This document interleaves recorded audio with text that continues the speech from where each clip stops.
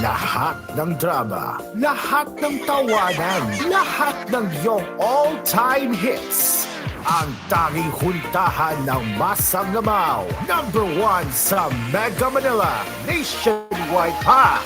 Broadcasting from TGON, TVH Group of Networks. Dito lang sa inyong iisang himpilan. Full of them! You are listening to Cool FM, live from Cool Studios. This is koolNews at 6.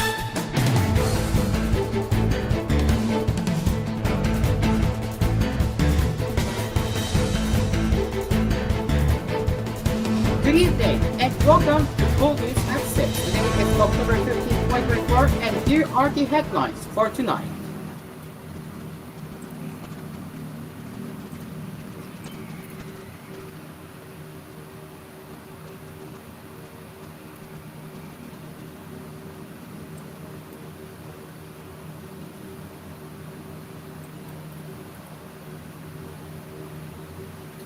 An official of the Civil Aeronautics Board said Tuesday at least 3 airlines have requested to charge a terminal enhancement fee from passengers following the increases in fees at the Ninoy Aquino International Airport. In a radio interview, CAP Deputy Executive Director Maria Alben Moro said they have been receiving such requests since August, as airlines anticipate the increase in aeronautical fees upon the privatization of NAIA beginning September 14 this year. The terminal enhancement fee is part of the Administrative Order Number 1. The terminal enhancement fee covers the tacking fee, airport procedures, and handling of passengers, Moro said.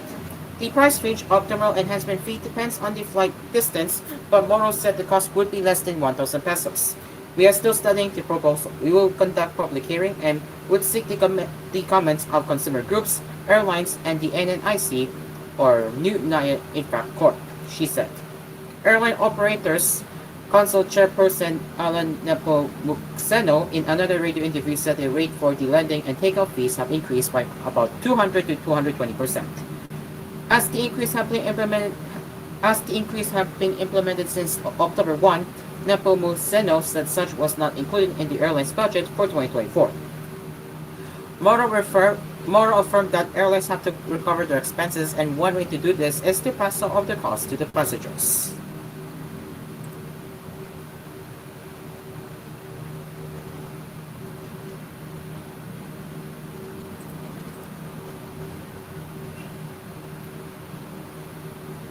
A faster and more reliable free Wi-Fi connectivity is now available across the 4 terminals of the Ninoy Aquino International Airport, the airport's operator said Tuesday. About 1,000 users could connect to the new NAIA Wi-Fi per hour. Average internet speeds at NAIA terminals have significantly increased, with passengers now enjoying speeds of 50 to 60 megabits per second, with peak speeds reaching 150 megabits per second, the new NAIA Infra Corp said. From the previous 2-hour limit, the free Wi-Fi can now be accessed for 3 hours. Passengers would no longer have to input their personal information. The NNIC said it has partnered with PLDT Smart and Converge for the improved connectivity.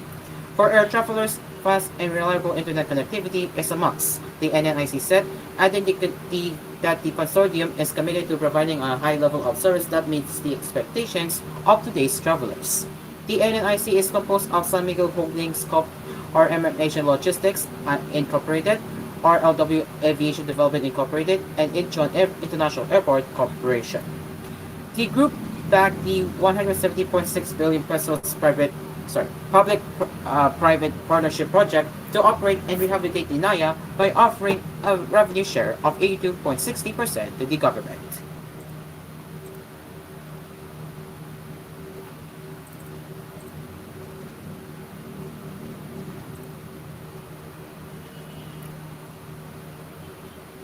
The Department of Environment and Natural Resources on Tuesday forged a partnership with the private sector and leading non-government organizations on the conservation of several species in the Philippines that are facing extinction. Environment Secretary Maria Antonia Loizaga signed a memorandum of agreement for the Safe from Extinction campaign at the Philippine International Convention Center during the Asia-Pacific Ministerial Conference on Disaster Risk Reduction in Quezon City as part of the Philippines' efforts to save 6 endangered species including the pangolin, Philippine eagle, dugong, pawikan, Philippine cockatoo, and the tamarao. Other signatories to the MOA are representatives from SM Prime and the BDO Union Bank, World Wide Fund Philippines, Philippine Eco Foundation, Catala Foundation, Forest Foundation Philippines, Zoological Society of London, and the Aboville Foundation. Today, we formalize our joint commitments with our lead conservation partners and the private sector for the protection of six key species whose habitats are life support systems, not just for the species themselves, but the communities that depend on the valuable ecosystem services that these habitats provide. Moisaga said. The DNR chief said that the PAC provides for integrated work programs and sharing of resources between the agency and partner organizations for the measure. She cited that the SM Group, including BDO Union Bank, will allow the use of its banking and retail platforms to raise funds for the conservation of these species. At the same time, the Forest Foundation Philippines will represent the first and only Debt for Nature arrangement between the United States and the Philippines. Under a Debt for Nature arrangement, a country that has received development finance can cancel its debt if it agrees to earmark the funds it would have paid for debt servicing from financing programs to protect biodiversity. For the Philippine Eco, which depends on our highland forests, we have the Philippine Eco Foundation.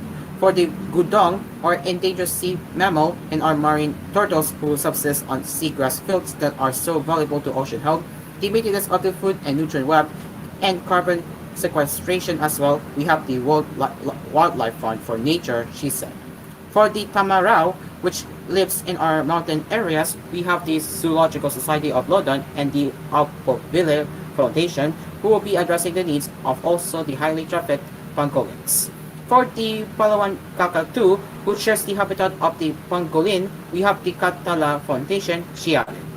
Loizaga said environmental degradation due to overexploitation, pollution, wildlife trafficking, and land use change have caused biodiversity loss.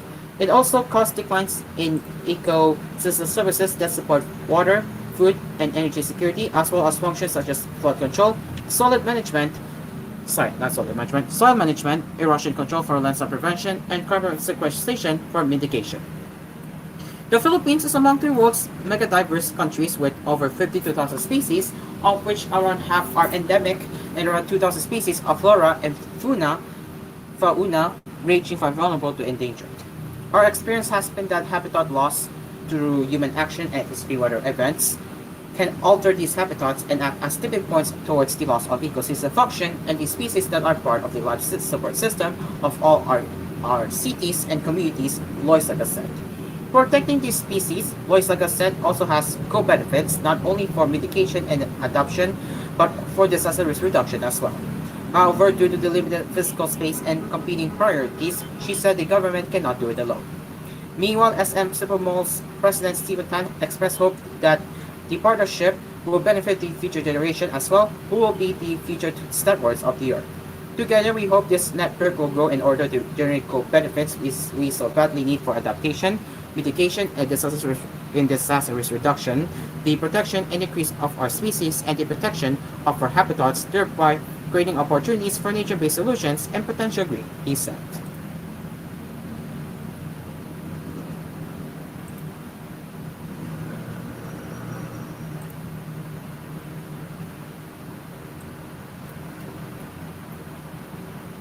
About 16% of the 1,650,000 grades 1 and 7 learners in the Ilos region targeted for the school-based immunization program, Vacuna Escuela, have received measles, rubella, and tetanus diphtheria vaccines.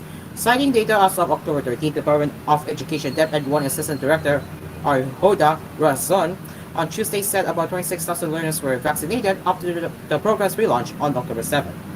Of the total, the province of Pangasinan has given the MR vaccines to 5,738 students and the TD vaccines to 5,730.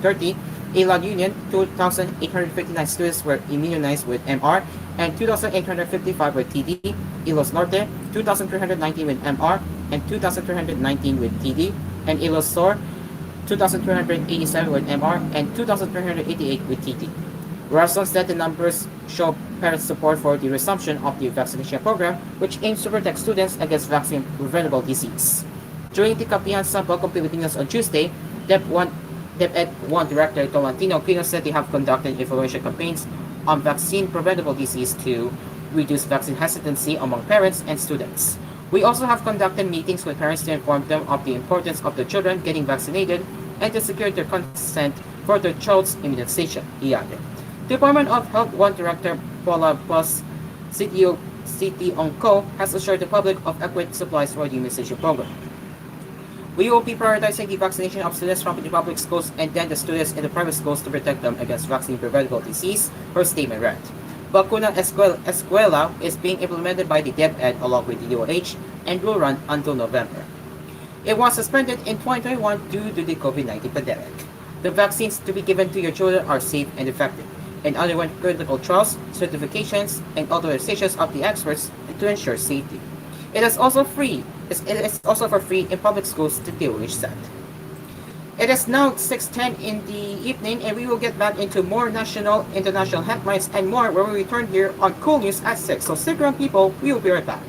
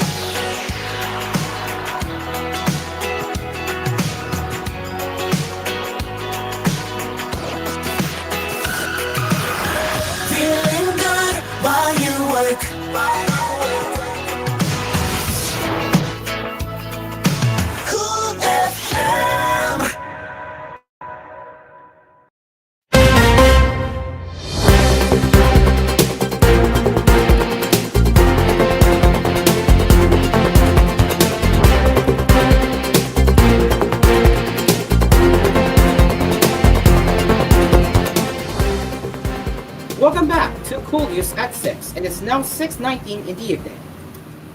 Let's continue with the headlines.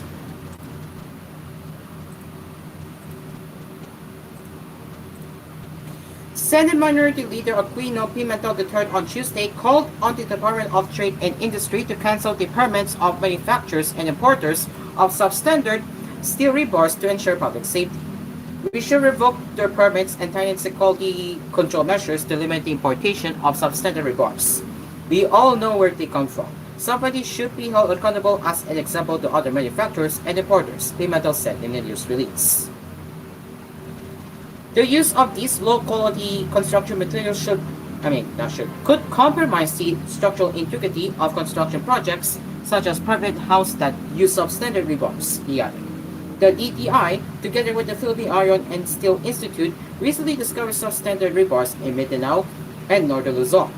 In a recent test by operation conducted by the DTI and PISI in hardware stores in Davao del Sur, Davao del Norte, Maguindanao, Lanao del Sur, Lanao del Norte, Zamboanga del Norte, Samal Island, Cotabato City, Bagandian City, and Iligan City between September 9 and 13, they found rebars that failed to meet the minimum standard for weight, which are prone to brittleness. The effort was commended by Pimentel, but he also called for nationwide tests by operations and a crackdown on manufacturers, sellers, and importers. He said the government, especially the Department of Public Works and Highways, must ensure that no substandard rebar or construction material is used in infrastructure projects, especially in constructing public roads, bridges, schools, and buildings.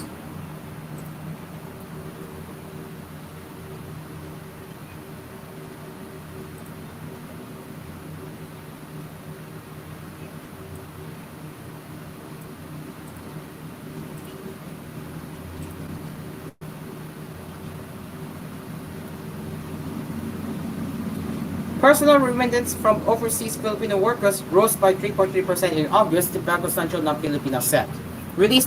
Data released by the BSP on Tuesday showed that personal remittance during the month amounted to 3.2 billion US dollars, up from the 3.1 billion US dollars recorded in August last year.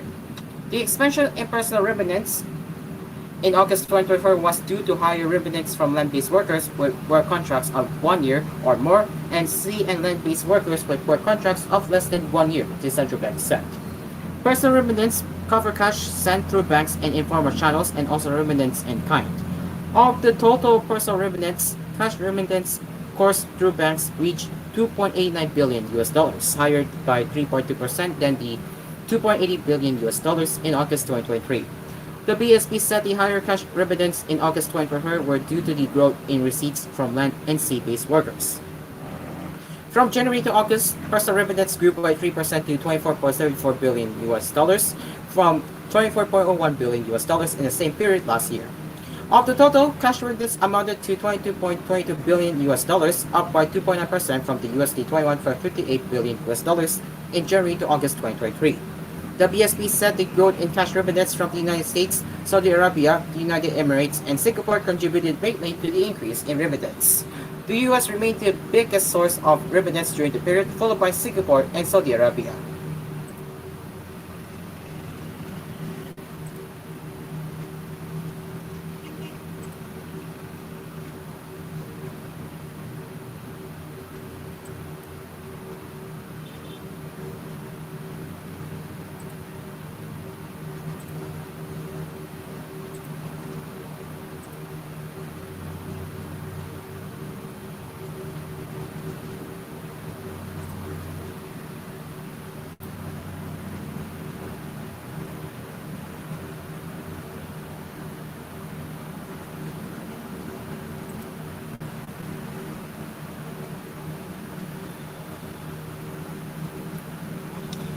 And the association, consisting of 8 local water districts in San Jose de Buena Vista and Taguig, has sought financial assistance from the provincial government for the improvement and expansion of their services. Engineer Jonathan De Goria, the manager of the Sivalom Water District (SWD) and president of the Association of Water Districts in NTQ, said in an interview Tuesday that they are hopeful for government help that would enable them to reach barangays that they have not yet served. We are hopeful that we could get provincial government support since the water districts in NTQ are non-profit corporations, he said. De Garcia said that although the 8 water districts in the towns of Silalom, Tobias Fornier, Hamtik, Balisan, Padnongon, Bugasan, Kulasi, and Impandan are under the local water utilities administration and considered as government-owned corporations, they do not receive any financial assistance or subsidy. He said the establishment of a pumping station is expensive, amounting to about 10 million pesos, and this hinders the water districts from expanding their services to the other barangays. The SWD is only now serving 17 barangays of Sipalom, and we intend to expand to 3 more barangays, but we have to first acquire a loan to be able to realize it, De Goria said. The government support is being much needed considering that potable water is also a human right. Sa Guniang Panglalawigan member Pio Jesilito Sumante Sr., who chairs the Committee on Public Works and Infrastructure, said during the regular session on Monday that a request letter from AWDA has been referred to the panel. I will be requesting the Water District General Managers for a dialogue as soon as possible so we could discuss their needed funding, Sumante said.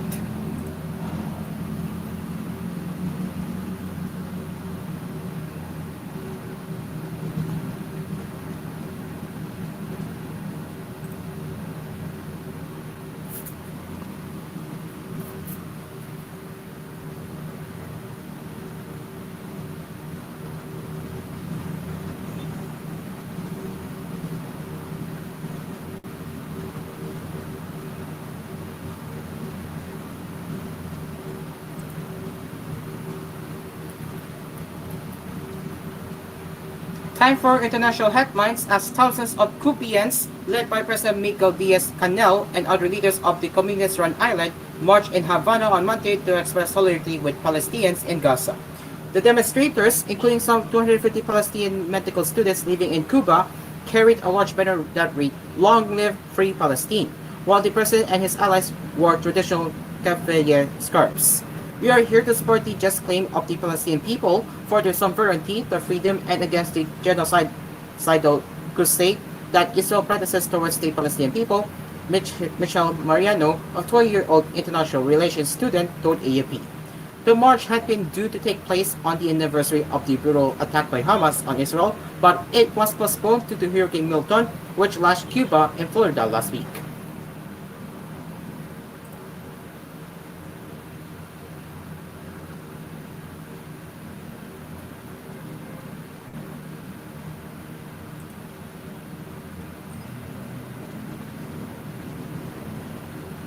One moment.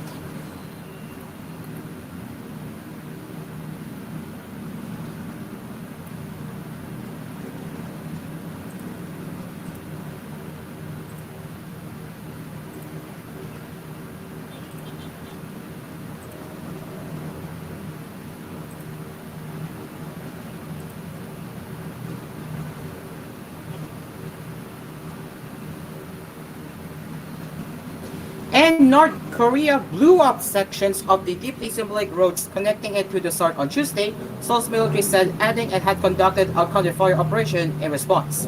Pyongyang's military last week vowed to permanently seal its southern border after spending months laying mines and building anti-tank barriers in the wake of leader Kim Jong-un declaring the SARC his country's principal enemy. Last week, North Korea accused Seoul of using drones to drop anti-regime propaganda leaflets on the capital Pyongyang, with Kim conveying a security meeting to direct a plan of immediate military action. In response, state media reported Tuesday. North Korea has detonated parts of the Gyeonggi and Donghae roads north of the military demarcation line. The Joint Chiefs of Staff said Tuesday, referring to inter-Korean infrastructure that once connected the two countries. There has been no damage to our military, and our forces conducted counter-fire in areas south of the MDL, it added. The roads have long been shattered, but destroying them sends a clear message that Kim is not prepared to negotiate with the SARC, experts said. This is a typical military measure related to the hostile dual state system that North Korea has frequently mentioned, Young Moo-jin, president of the University of North Korean Studies in Seoul, told AFP. The North may also be looking to erect more physical barriers along the border, Young said, adding that the rhododendrons could be preparatory work for its construction of those walls.